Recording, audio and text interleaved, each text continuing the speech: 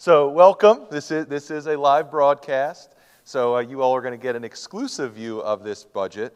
If you've ever been in my presentations before, I really like to have an engaging conversation. So there is going to be information I'm going to share with you to guide our conversation. But please stop and ask questions, because the whole intent of me doing these budget town halls is to get feedback from you and feedback from the constituents at home. So for those that are at home watching, if you have any questions or want to follow up, please send me an email or reach out to my office, and I'm more than happy to answer any questions. And then if there's any questions that you have after today, please feel free to reach out. And I also will have a student perspective too, so would love to hear from you if you have any questions or feedback for me. So what we're going to do is we're going to talk a little bit about Frederick County Public Schools. I'm going to share with you some facts about Frederick County Public Schools, where our budget comes from, how it's originated, and then we're going to dive into what's a needs-based budget. I'm going to share with you the process of where we start and how we finish in regards to how we update our budget every year and what goes into that. And then we're going to discuss all of our funds, what goes into developing the budget, as well as getting feedback along the way so that we can do what's best for our students, to do what's best for our community as we continue to invest in our future, which is our students. And then we'll talk about timeline and next steps. So a little bit about Frederick County Public Schools. We are the largest employer. Now, we do have 2,500 licensed staff, but if you include our substitutes, we have 3,000 staff. And I always share that we always get compared to Winchester Hospital, but that is located in Winchester. So we are the largest employer in Frederick County. We are the 18th largest school division. Last year we were 19th. We do continue to grow, and that is one of the challenges that we are continuously up against as we continue to have more families moving in with the new neighborhoods and all the growth that we are seeing. That is also impacting the school division because we are seeing an influx of students. And we are a third of $1 billion business. So these are all of the funds that we currently oversee. We are going to focus on this presentation on the operating budget because that is where we typically tap into the locality and the state in regards to funding this school division, as well as our day-to-day operations, from staff to our schools to our assets, and making sure that we're providing our students with what they need. So here's a little bit of a breakdown of our budget, of our operating budget. And as you can see, the largest portion of our budget comes from the state. We also get a portion from our locality, and then there is a very small fraction that we get from the federal government, which is about 3.5–4%. The other up there is other funds that we receive through, for example, we rent out our buildings. We do get some money for that, or if there is some sort of insurance claim. So that dollar figure is very, very small, but it is money that we factor into our operating budget. Questions so far? Okay. This is another big piece that I always like to share, is that we are a system of people. Our budget is 83% staff, because we are an organization of staff and individuals that work to, again, provide our students with what they need. There is a very small percentage of other items, such as materials, resources, training, assets, and such, but a large portion is salary and benefits. And that doesn't mean that all of our staff have a significant amount of salaries. It just goes to show, because we have 3,000 staff that we have to fund. Here is also an interesting piece of information for everybody to know, is that we keep track of how much it costs to educate our students, and that is tracked at the state level. This is an average dollar figure. So we get about $7,000 from the state per student. But as you can see, the average to educate a child here in Frederick County, we pay $15,501. So that additional dollars comes from the locality and the additional money that we get and receive from the locality, because we only get that $7,000 through that ADM through the state. But as you can see, the state average is $16,675, which I think because they update this at very weird times. I think this has recently been updated though, correct? Recently? So we'll get that out to you, that updated information. So the state average has gone up. Our average went up, but I still think we're below the state average though, if I'm not. Yeah, so we are below that. And then the regional average, which is our regional 30-mile radius, is $18,478. So as you can see, we are below that. Hopefully we can continue to catch up to that, and that's why we continue to have these conversations to show the importance of the investment in our students. This is that 30-mile radius that I was just mentioning. We do have school divisions to the west of us, which is West Virginia, north in Maryland, but we typically do not compete with those school divisions for teachers. So we usually, when we focus on our comparisons of salaries, we focus on the school divisions in Virginia, and there's a couple reasons for that. One, when you look at West Virginia, they do underpay their staff when you compare them to us, and also, too, there's something called the VRS. And when you invest in that VRS, you leave after a certain amount of years or you do not get that full investment. And there's a lot of times there is no reciprocity when teachers leave and go to other states. You have to buy into it. It's complicated. So a lot of times when teachers leave, they stay within Virginia and vice versa, typically. Here's the trend that we are seeing. As you can see, the average there is right there in the middle. The reason that we are seeing the increase towards the end there is because last budget cycle, which made a big difference, is we added a $5,000 bump to salary for teachers who have 25 years or more experience. And the reason we did that is because our data showed, back to the VRS, is that we were losing teachers towards that 5 to 3 year mark because they were trying to get that 3-year average for when they retire. So through the VRS system, which is determined at the state level, it is the last 3 years you have worked in the VRS, and that is how much your retirement's going to be. So we do have teachers that'll leave and go to Loudoun and Prince William. Not all our teachers with that years of experience. So we're trying to separate ourselves from that average so our teachers don't continue to leave with that many years experience. Questions? Okay. Just want to keep checking. Sorry, I usually do it with everybody here. Sorry, I keep looking at you. How about you just give me a little signal so I can stop saying that? All right. So we always get the question of, well, why do we compare ourselves to Loudoun when they make so much more than us? Well, we have to compare ourselves to Loudoun because that's where we lose a lot of our teachers to. We lose 31% of our teachers that leave to Loudoun County. And the reason is the examples I gave earlier, but it's also, even for teachers that do not have 25 years or more experience, that they are getting paid a significant amount more money. Now, the other aspect to this is the COCA line, which I've talked about in many different settings. So as a reminder, the COCA line is a line that separates northern Virginia from the rest of Virginia. Now, a lot of people say, well, Frederick County, we're the most northern county in Virginia, but we're talking about the northeast part of the Commonwealth. So you're talking about Loudoun, Prince William, Arlington, those school divisions. There's actually a separate pot of money that they have access to that no other county in the state does, because they essentially came out back in 2017, and essentially it was so that they could compete with the job market in Washington, D.C. Now, if you think about that, what's going to happen is it's going to have now a domino effect. So now that they're able to compete with Washington, D.C., all the other school divisions in Virginia are not going to be able to compete with the Loudons and the Prince Williams and the Arlingtons. Because if you look at a lot of the pay scales in those school divisions, in those 9 school divisions above that COCA line, you will see a significant difference in the compensation. It's something that we are pushing the state to look into. It's something that we've had a lot of conversations about, and we're hopeful that they make that change. But as you can see, it is a significant difference. So that is why we're trying to make Frederick County the best place to be.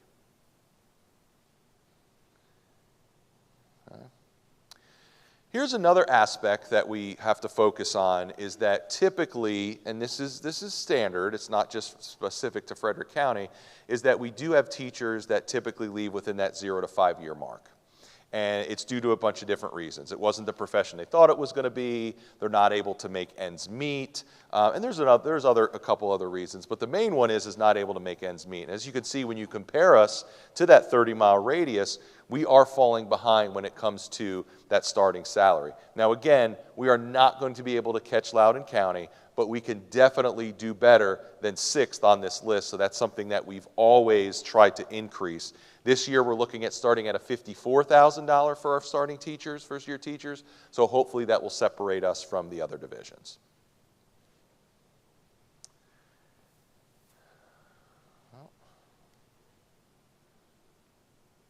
Froze there. All right, so now let's jump into our needs-based budget. The number one aspect that drives my needs-based budget is our students. That is our why.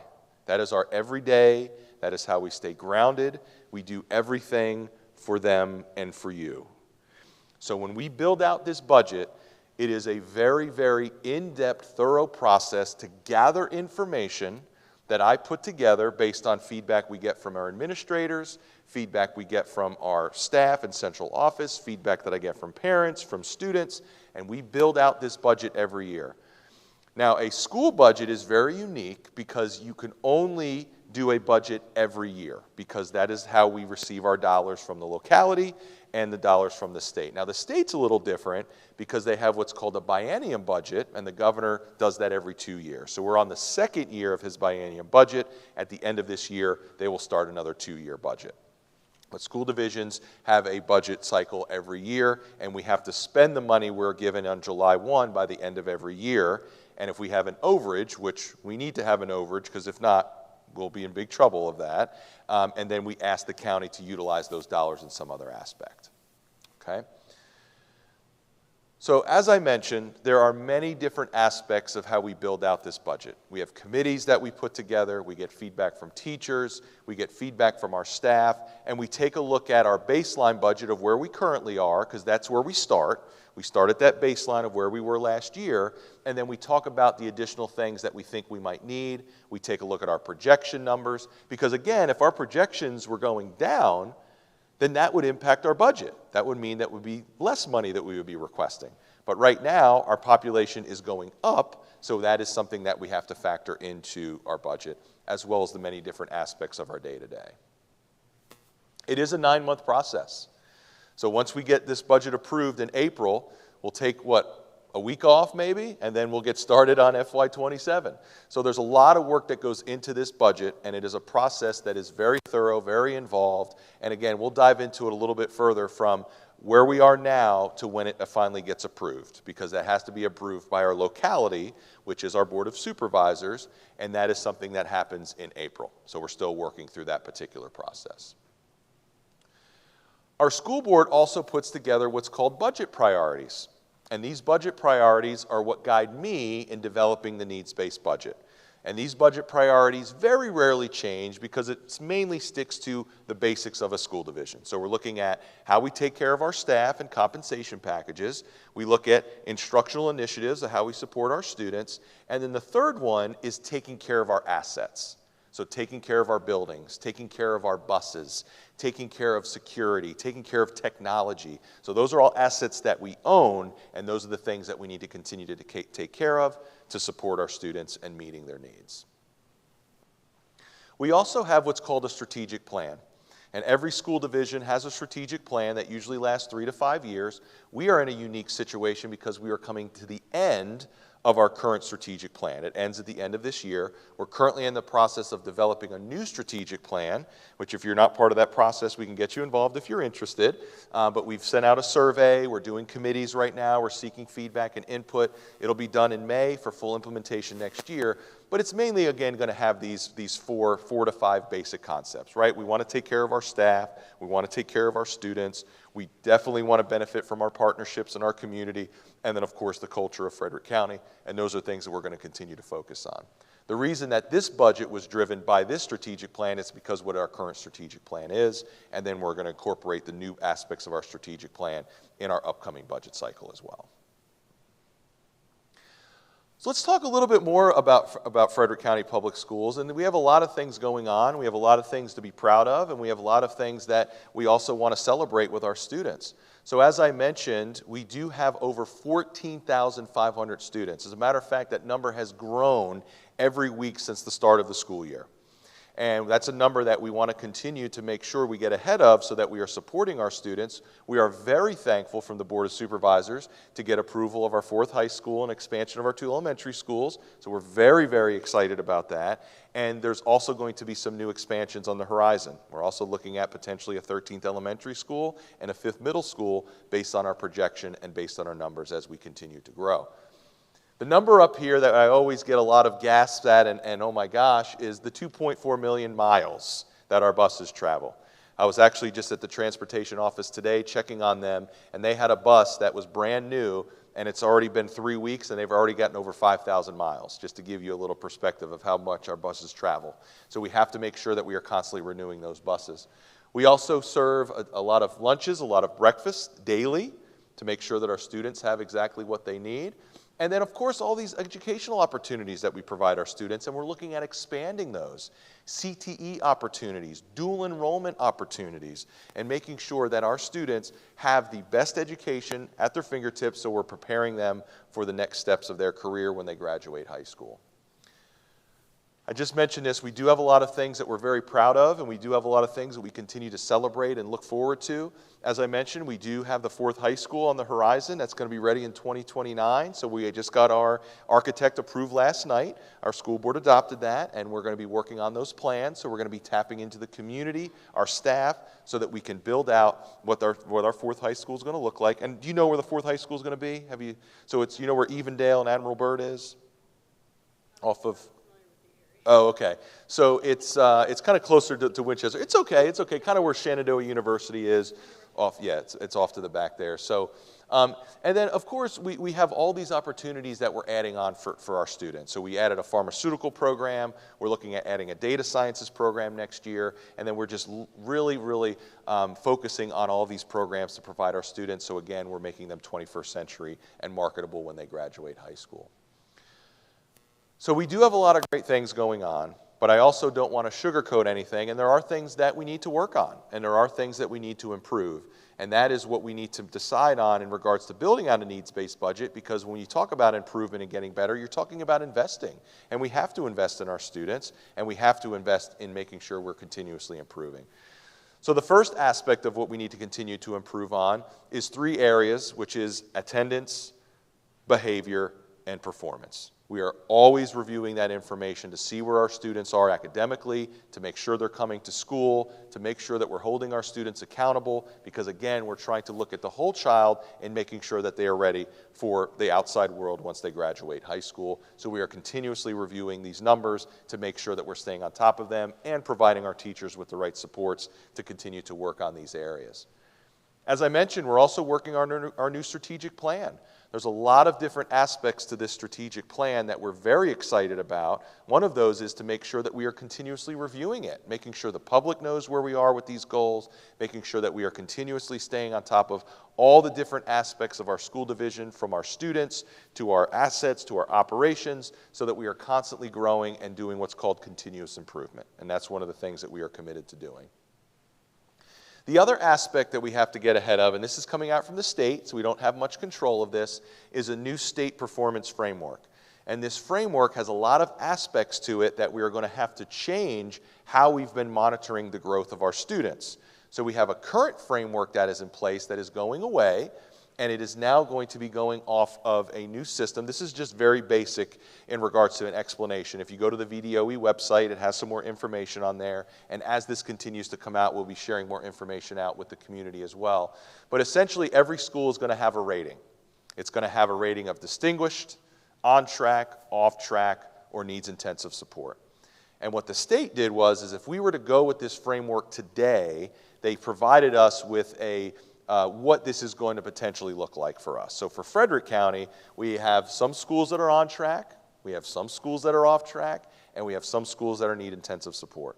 My goal is to get all of our schools to distinguished, and we need to invest in that. There are also going to be different aspects of this new plan to provide students with more opportunities in the younger years. So for our middle school students, for our elementary school students, so we are going to have to invest in what those changes are going to look like. Looks like you got a question. I'm trying to formulate it here. So are they using the SOLs to come up with where the schools are followed? Like, is this doing away with the SOLs? It's not doing away with the SOLs. So there's a lot of aspects of this new school performance framework that are good and others that we have concerns about. So the one aspect that we like about this is it's not going to use all of SOL scores. It's going to use SOL scores, but it's also going to use growth data. So based on assessments that students take, if they make certain progress on certain assessments, those are actually going to be points that will work in our favor. And then it will also be looking at attendance, And then for high school, it'll be looking at graduation rate. So SOLs, as of right now, are not going away, but they're going to be utilized differently when they factor in each of these scores. And we've been through a couple trainings through the state, and I will share with you very respectfully, is that the state's been all over the place with this. One day they say they're calculating it this way, the next day they're calculating it this way, and it's pretty standard for any state performance framework because for folks that are in education, we know that every kid is different. We can't say that a school full of 1,600 kids, they all need to get a 400 on an SOL test and that is the standard. That's hard to do when we have different needs of different kids. So it is a factor of a bunch of different things. The aspect that we don't like about this is there are some aspects for some of our marginalized students that it impacts. For example, for English language learners, instead of them getting 11 semesters to get ahead of the curriculum, they only have 3. And that has been reduced. Also, for our graduation rates, we have some students that graduate on time. We have other students that don't because of different factors and situations.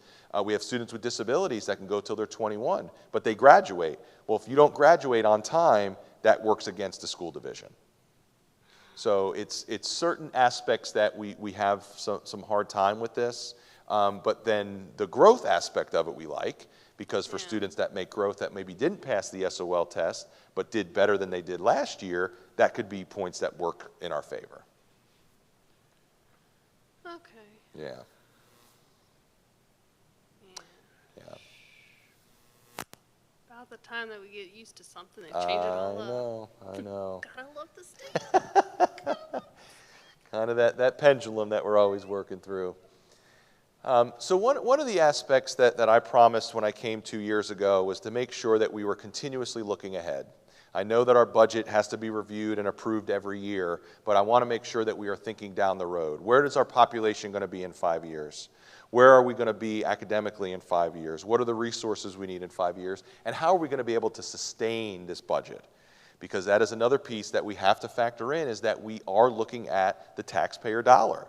And that is how we are funded. And we want to make sure that we are showing we are being good, fiscally responsible with the money that we are given from the state and the locality, but that we are continuously looking at these areas and we stay focused in the direction that we are moving in. And that's why the needs-based budget is so important, because it's intentional. It is well designed in regards to how we come up with these numbers. I always use the analogy of we don't just turn the lights off and throw a bunch of darts at the wall and turn the lights on and say, oh, that's what we're moving forward with. We prioritize these things, and as you can imagine, we have a lot of things that people asked for that didn't make it in this budget cycle, so it's not a no, it's a no right now, and as we continue to work towards that. Because again, this is just the first step. We might go to the locality and they might say, no, I'm only giving you $4 million instead of the 8 you're asking for. So then we got to go back to the drawing board and make some prioritized changes to the budget. So again, I share all that with you because not only are we for our students, but we are an organization of people. And we have to take care of our people. When we take care of our people, that is what takes care of our students. And we have to make sure that we keep them at the forefront of all of our conversations because, again, they're 83% of our budget. So here are the 3 funds that we're going to be discussing. We have the operating, we have debt service, and then we have our capital asset planning. So one of the other promises that I made is that I want to make sure that we are being good, fiscally responsible with our money and that we are being good stewards. And when you look at any budget of any organization at the end of every year, there are always line items that were not spent, or there were projects that cost a certain amount in the beginning that didn't cost as much towards the end. And there is money that we can reallocate so that we're asking less from the locality. And this is smart accounting. So this is something that we started 2 years ago. Last year was about $350,000 to $400,000 that we were able to reallocate. This year is $650,000. Now, one of the things that I always share with this isn't because we had some hidden money somewhere that we were cushioning. That's not what this means. What this means is we are being good, fiscally responsible with our budget, going line item to line item, and we determined that we had $650,000 that we could reallocate so that we're asking less. Now, this number could change next year. It could go down. It can go up. It could stay the same. But we just want to make sure that we continue to do that. So again, we're showing the community, we're showing our Board of Supervisors that we're trying to be smart with the taxpayer dollar. So here's where we currently are with each of the increases for each of these groups of individuals. And this is what we're going to start with our compensation packages of our operating budget. Currently, we're at 4.9% for our teachers, which I'll get to in a second because that is continuously going up based on conversations with our board. 5.6% for our classified staff. That's our custodians, our instructional aides, our bus drivers. We also have other professionals, which is going to be 4.4%. That is going to be our psychologists, diagnosticians, athletic trainers, and then our administrators and supervisors is at a 3.4%. Right now, with the 4.9 for teachers, is one of the issues that we have, again, about that longevity and sustainability, is back in 2010 during the recession, there were many years where we did not have any pay increases for our teachers or very minimal. And when that was happening, when you look at our pay scales, there's a lot of clusters because we weren't able to add additional bonuses, increases into the budget because we didn't get that money from the state. So we have clusters such as 3, 4, 5, 6. We have 11, 12, 13. We're trying to fix those clusters so that there are natural steps in our pay scales, and it will really help us for long-term planning. In order to fix that, it's going to take about 3 to 4 budget cycles because it was going to cost us about $15 million. So we're slowly getting towards that. And just to show you what we dealt with that Great Recession, so we're trying to get away from those clusters. The reason that there's potentially an increase from the 4.9 is, again, we're trying to progressively increase, but thankfully for our school board, they want to fix it sooner. So with that being said, you see right here where we have the unclustering of the years of experience, they want to uncluster more of those clusters than just the one that we had recommended. So right now, it's about 5.6 right now % average. But we initially proposed a 4.9. So we're thankful for that. And essentially how the budget cycle works is, and I'm getting a little ahead of myself, but I think it'll help with this presentation because I do have some adjustments, is I always do my initial presentation to the school board, which is my needs-based budget, in January. I provide them based on all the information that I received. Then they take that and they make any sort of adjustments that they want to make before they adopt it as their own, because it has to go to the Board of Supervisors by April 1st. So once they adopt it, it then goes to the Board of Supervisors. The Board of Supervisors factors it into their entire budget because they're responsible for the whole county, and then they make a decision and a vote on the tax rate as well as the budget in April. It'll then come back to us, and then our school board will approve the budget for us to start to move forward with contracts and everything else in the budget. So just to let you know about that. And the reason I share that is because right now we're in the process of our school board reviewing this, and then they are going to adopt it on Tuesday, February 25th at 6, which we just set that up last night. Actually, I want to go back here. So all of our pay scales, we started at a 2.5% COLA, cost of living adjustment, and we get that number from the Social Security office. So that's always our starting point. The reason that we're at a 4.9% average across the board is because all the other aspects that we added on to the incentive packages for our staff. So for teachers, the reason that we went from 0.5 to 3 is because the second year of the governor's biennium budget is 3% for all public educators. So we want, and in order to get that match, we had to make sure that we were a 3% average across the board. We also have the years of experience pay scale, on the pay scale. We're also starting our first-year teachers at $54,000, which we talked about earlier. And then we also are going to go from 25 years or more with a $5,000 bump to 24 years or more experience. Our goal is to get to 15. That would be nice. But again, we're going to have to slowly, progressively get towards that. So with all that being said, right now we're at a 4.9% average, with that potentially going up if our school board approves more clusters to be declustered, which again, we're very, very thankful for that. Classified, again, we started at that 2.5, and classified is another area that we really need to improve upon because we are not only losing some of our classified staff to other school divisions, we're losing them to local retail. We are competing against Sheetz and Lowe's and Chick-fil-A, so we need to do better. So that's why we want to continue to see that increase. So that's why they were, at the time, more than our teachers, just because of we're trying to keep our classified staff. So again, we started at 2.5, increased to 3. We did the year-end experience, years of experience on the pay scale, as well as provided them a step as well to get to that 5.6. Same thing with our other professionals. And then, of course, our administrators. This has nothing to do with this group working harder than this group and this group working harder than this group. That's not why the averages are all different. The averages are different is because we look at the whole pay scale. We look at our administrators, we look at our teachers, we look at our classified staff, and as we continue to make those increases, those pay scales are going to impact everybody else on that pay scale. So, for example, we love our classified staff, and they do amazing things, and they do a lot of great work. But if we continue to increase our classified staff more than our teachers, who are required to get licenses and points and all these things, what's going to happen is the classified staff is going to catch our teachers, and we potentially are going to have an issue on our hands. So we got to make sure that we have a degree of separation. It has nothing to do with them working any harder than anybody else. It's just based on the delineation based on licensure and work responsibility. The other area that we wanted to improve upon is we wanted to look at specific groups that needed some additional adjustments based on data and information that we had. So our instructional assistants and our bus aides, instructional assistants work very closely with our teachers in the classroom.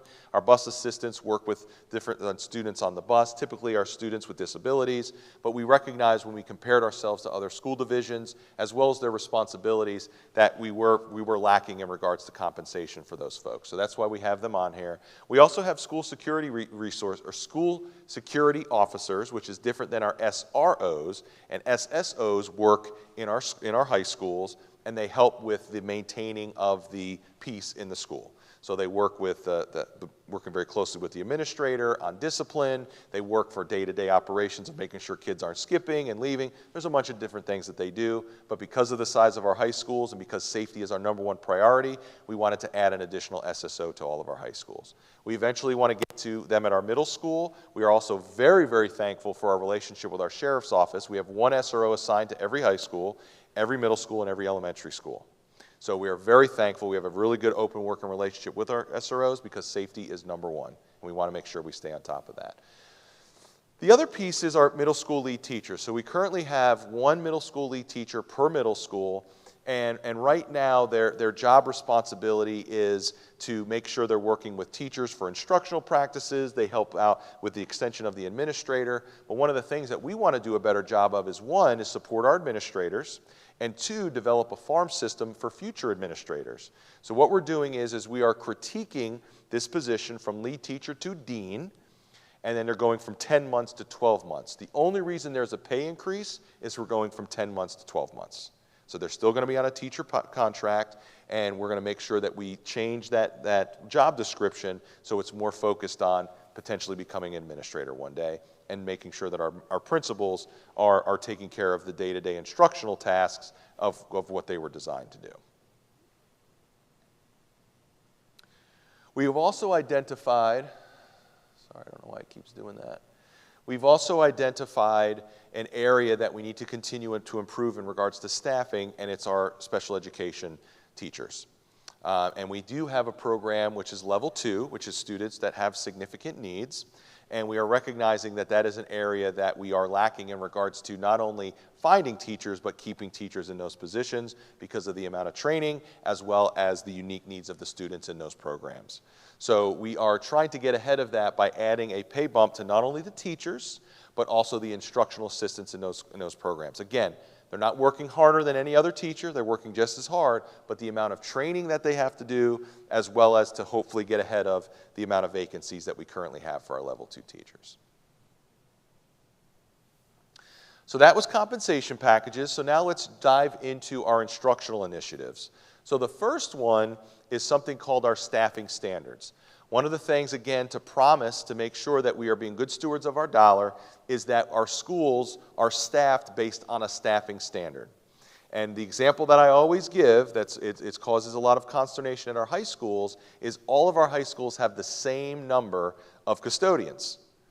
It needs to be based on a standard of the size of the school. So, for example, James Wood just expanded. They are bigger. They are the bigger school, but they have the same number of custodians. So those custodians have a really hard time of keeping up with their tasks, keeping up with the day-to-day, so we want to base that on a standard.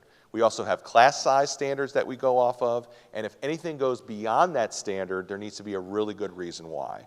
But again, all of these positions are based off that staffing standard. In order to get full implementation, it's going to take us about 4 budget cycles because we're trying to align ourselves to this, and no fault to our principals. Our principals are advocating for their staff, they're advocating for their school. So if you ask a principal, what do you need? Of course they're going to say, I need teachers and I need more staff. But we want to make sure we're basing it on a standard so that we are not adding unnecessary positions.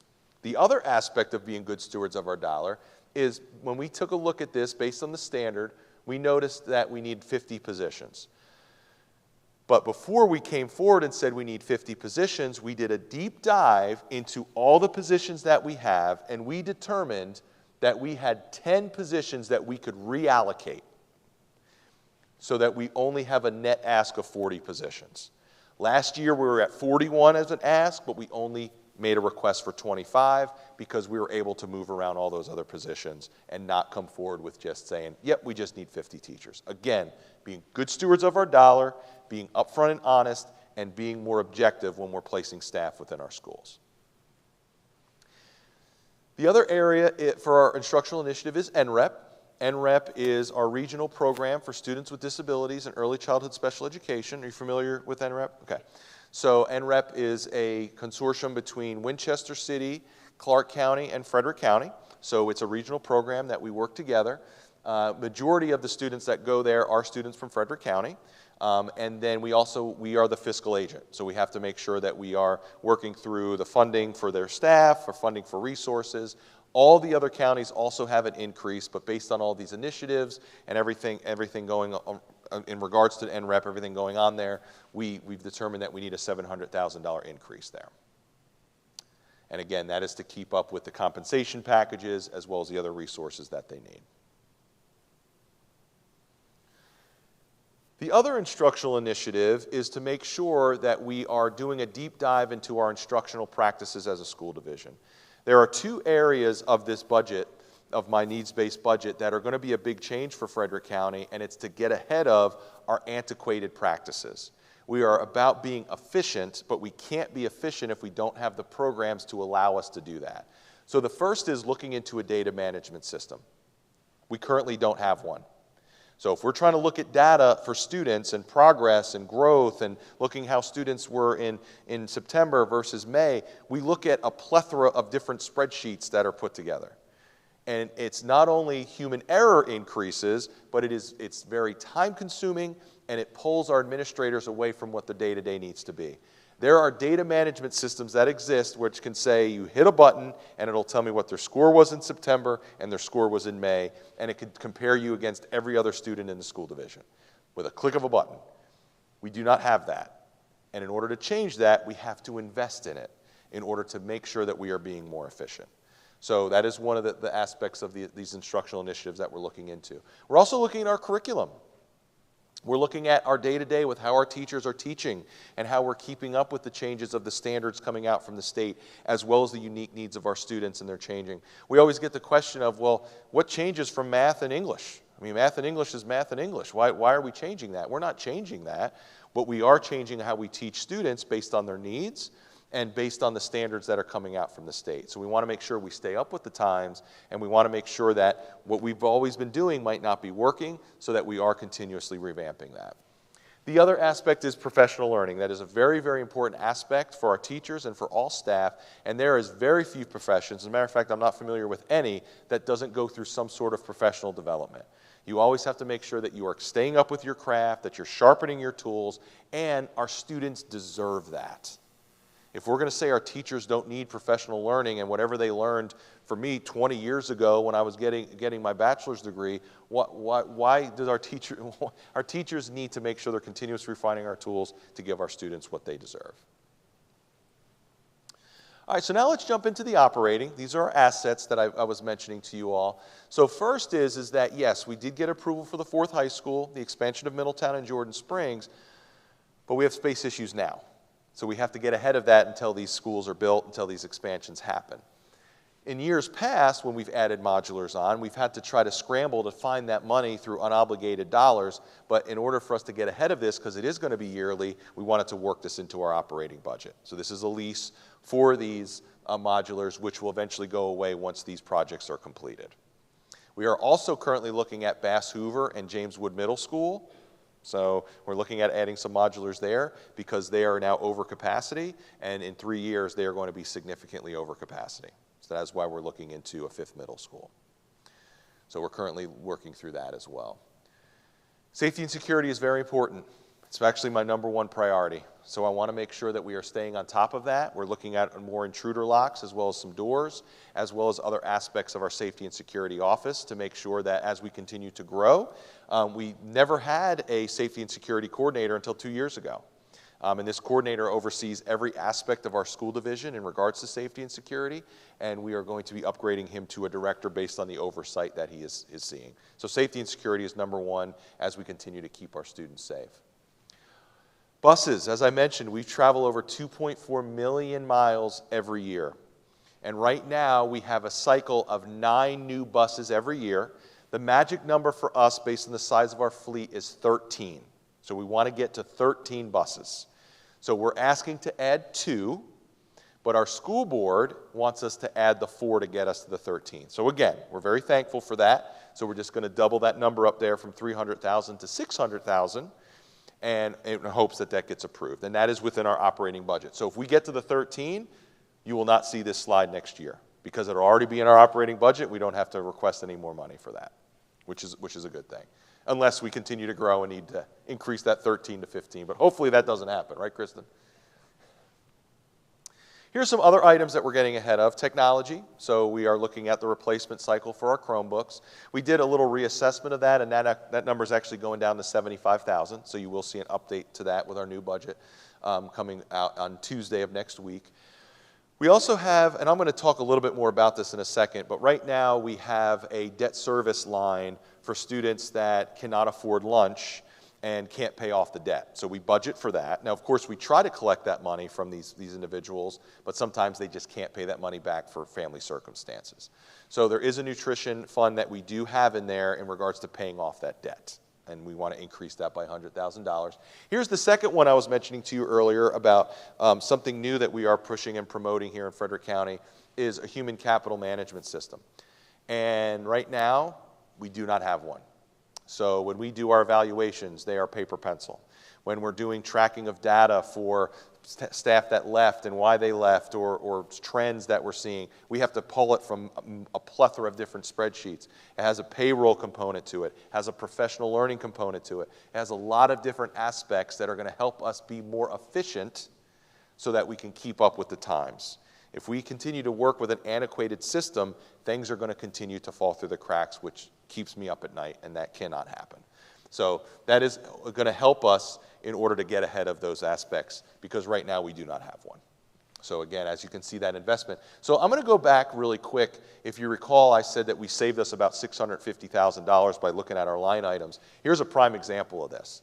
So our human capital management system is about $400,000 to start off, but to continue it, it's about $250,000. So next budget cycle, right there, it's going to save us $150,000 because I'm going to go ahead and remove that right off of the top. Does that make sense? So that's something that we continuously look at and continuously review so that, again, we're staying ahead of our budget and respecting the taxpayer dollar. So here was the initial rendition of our budget proposal. Over to the left is what is called, I mentioned earlier, as our baseline. So that is where we started from last year. That's what we start with this year. As you can see, we get funnels of money through 4 different sources. We get them from the state, from the locality, we get them from the federal government, as well as the other miscellaneous receipts, which I mentioned to you all, which is renting out of our buildings, insurance claims, so on. Our proposed budget is there in the middle, which is the difference over to the right. Now, the number that it is continuously adjusting and changing right now is the county transfer because of those additional items that I mentioned to you all. That number is closer to $10 million right now. And the other really good thing that I'm happy to report is that the state is currently adjusting their budget where we hopefully will get more money from the state. If that happens, we will ask less from the county. So it's not an and, which is a good thing. It's a good thing for the taxpayers in Frederick County. So if the state gives us 1.5 million, then we're no longer asking for 8.6, we're only asking for 7. And we're still working through what that is. I know hopefully by the end of this week we might have an update, so we're hopeful for that. So those numbers will continue to vary. The two numbers in the middle will more than likely stay the same, but those two numbers are the ones that will vary and change. So we also have something called debt service. We don't pay debt, but we're responsible for the debt. It's the county's debt that they hold. Last year there was an increase because of our projects at Jameswood and Indian Hollow, and we asked for that debt service from the county. And instead of them, and this is just an indifferent statement, instead of them taking the money and putting it into their operating, they took it out of their capital dollars. And capital dollars are one-time dollars. Think of capital dollars as money that you spend and it goes away and you don't get it next year. So we have to make sure that we account for that because they didn't take it out of their operating. So that is why we have the 1.52. If they would have put it into their operating, we wouldn't be making that request for that money. It's just a placeholder to make sure that they know where that is. We also put something together called our capital asset project list. And these are our capital projects based on our current assets of things that need to be replaced or repaired. And these are items that we keep track of through a very formulated process. Last year, and these are in list of priority, yeah, because we changed that. It used to be alphabetical, but this is priority.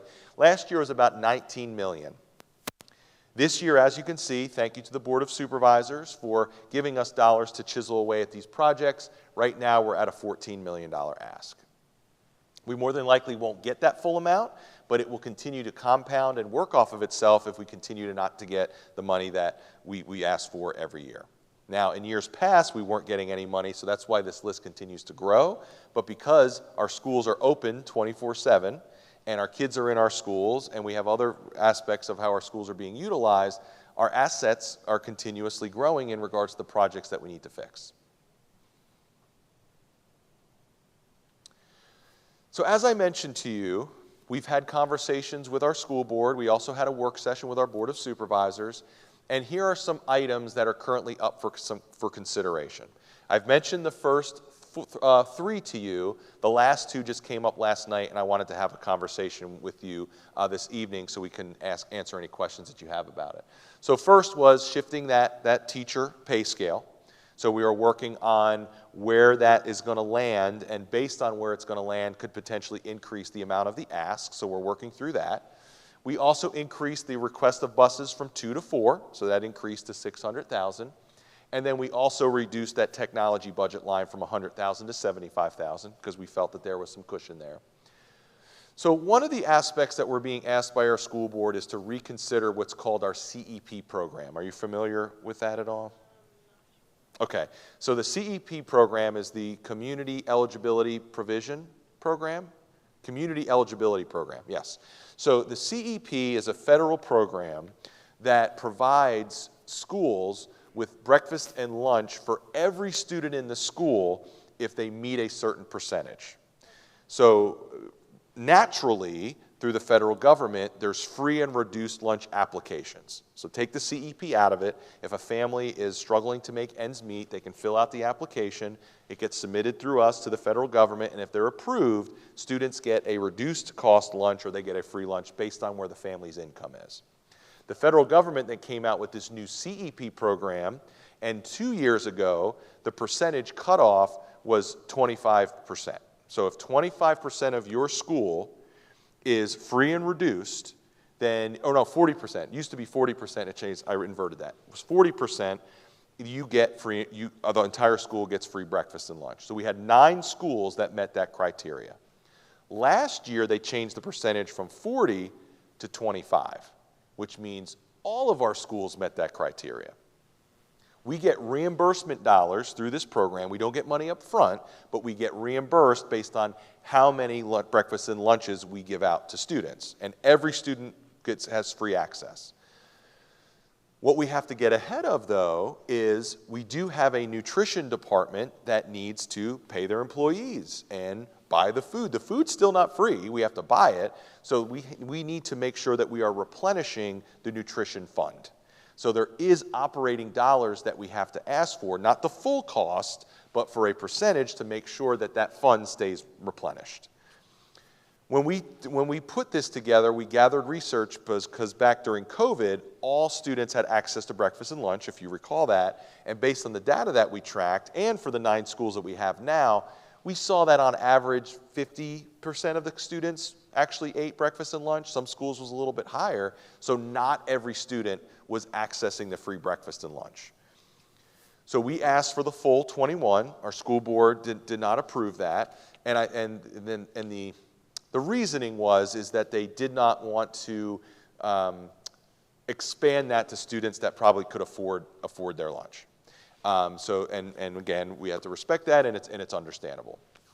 So the other aspect is, which our school board is very loud and clear on, is that they don't want any student to go hungry. So if a student comes forward and they can't afford it, that's why we have that debt service line. They get a breakfast, they get a lunch, no questions asked. We do not want any student to go hungry. Well, now what came up last night was, and back last year they said no to expanding it to the full 21, but we can continue with the 9 schools. So what was requested last night, which we're currently looking into, was to now cut those 9 schools out as well. So we are currently putting information together to provide to our school board. For my needs-based budget, that is something that I'm proposing stays on. That was not on my needs-based budget.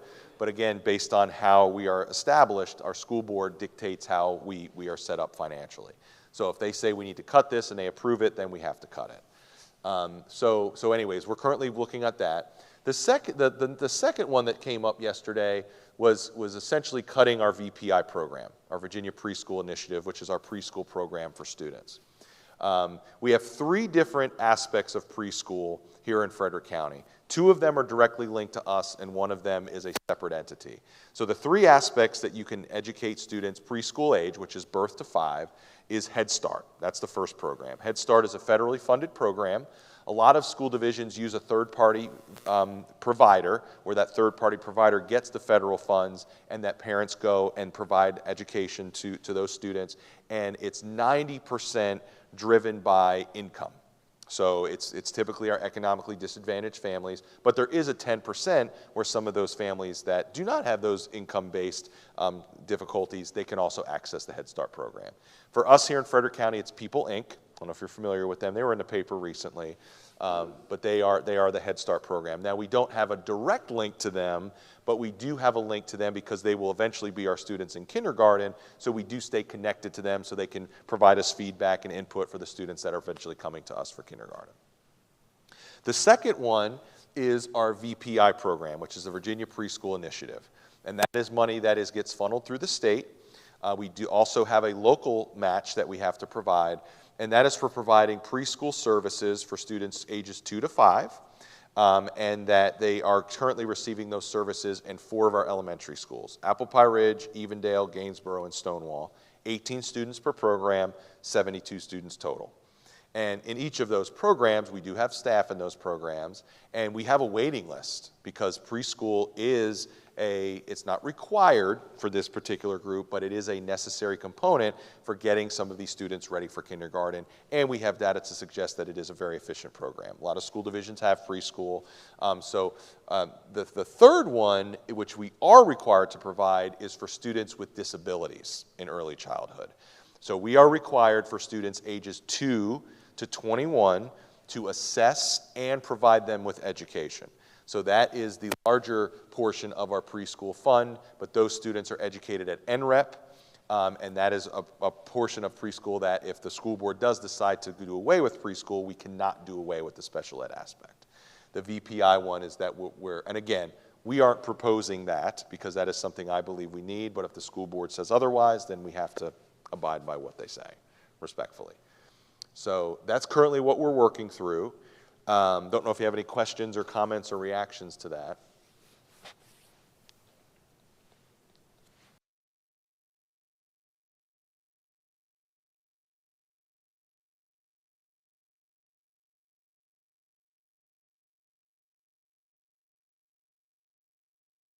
I know that my family is enjoying the CEP. We're enjoying the benefits from that. It gives us more time in the morning with each other, which is very important in our family. Being a single mom, I work all the time. Sure, sure. So those few, 10 minutes that she would be packing a lunch and I helping, we now have that to do our hobbies together. But I'd much rather see that go than us lose the preschool initiative.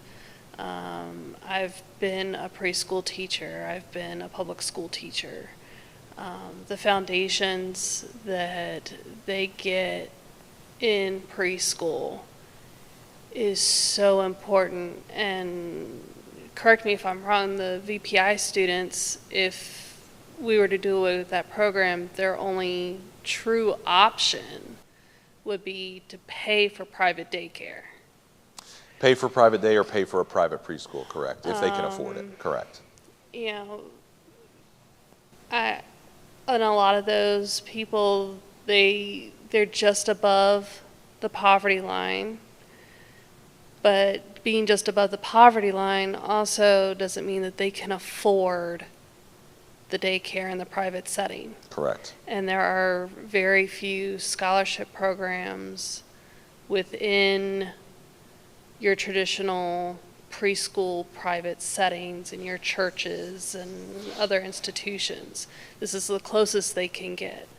And we're going to be setting those kids up for struggling in kindergarten, which is going to be setting us back all the way up through high school.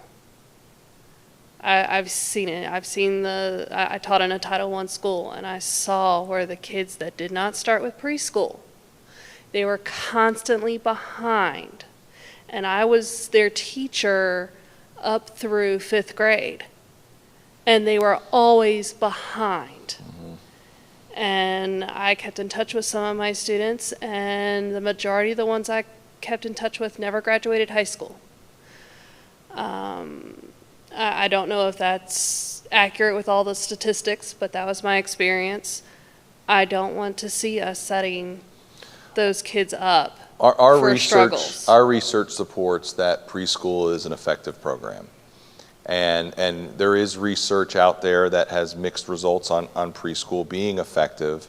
But for the most part, preschool is an effective program, and it provides a lot of different aspects, as you've mentioned. And it is, again, it's not something that I am proposing to go away, but it has been asked for us to take into consideration from our school board. So we're currently taking into consideration. Yeah, my personal feelings is if you're given, you can keep one, keep the preschool. Yeah. Okay. I would be very disappointed. Thank you for sharing.